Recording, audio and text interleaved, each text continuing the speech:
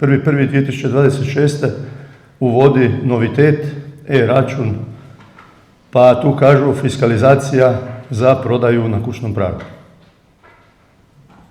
Ja ne znam je li neko stvarno pobrkao lončiće u glavi.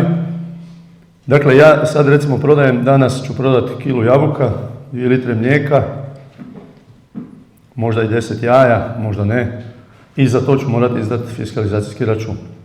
A u sustavu sam, normalno, znači izdajem račune za svu prodaju i sav novac koji dobivam, prihod mi ide na žiro račun.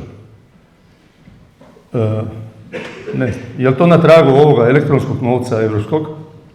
Na tragu čega je to? Zašto je to? Meni je knjigovodkinja upozorila da si nađem operatera koji će moje račune pohranjivati, da papirnati oblik računa ide u prošlost i da se pripremim sredstva da si kupim fiskalizacijski uređaj da mogu izdavati prodaju robe na kućnom pragu. Molim vas, županice, vidite, ja nisam dovoljno pametan, ja stvarno ovdje ne znam ni kako bi komentirao.